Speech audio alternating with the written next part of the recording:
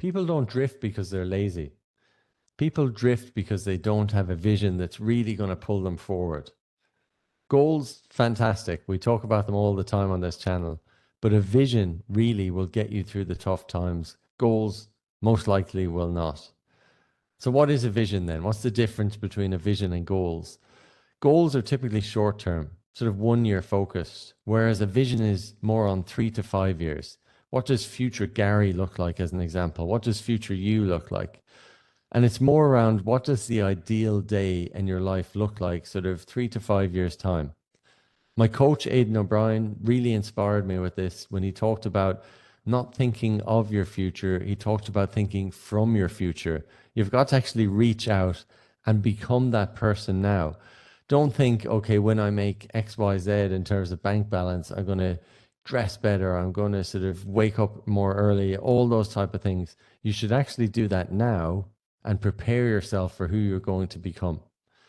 Let's go into how I feel about sort of visions, because I was struggling with it for a while until Aidan got me to really think about it and basically set the scene. You know, you go out there, you go to a cafe, take a couple of hours off, listen to some music of choice that gets you into your sort of zone, and literally almost be like a painter with a blank canvas, and you're literally just painting your future. It's a story, it's not a spreadsheet. You're supposed to have fun with it. And really, we look at the pillars, right, in terms of health, wealth, love, and fulfillment. So, how healthy am I in 5 years' time? Like, how does it feel to be in the body that I'm in? Like, what does the ideal sort of fitness levels look like? Am I healthy? Am I eating well?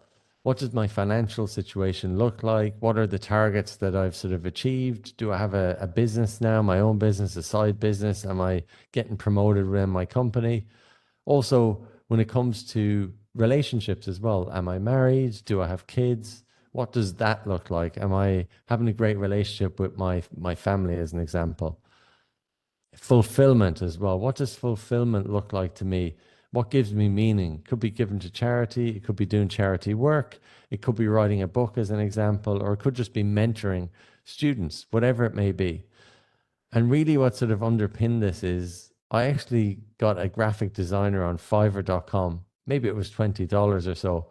And I sort of wrote down, here's what I want you to sketch out for me. And it could have been just a picture of me with my little boy and my wife and the different countries that we've lived in.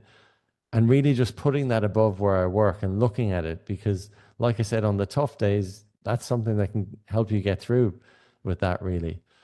And when we think about what you need to do in terms of, once again, go back to the pillars, you've got to make sure that this is in the present tense. So I am.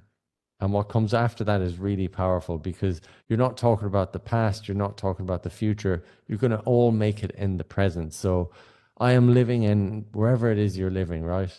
And it's got to be a bit of a story. And think about your day when you wake up, as an example. Like, I wake up at 5:30 a.m., I exercise, and then I wake the kids up, whatever it may be.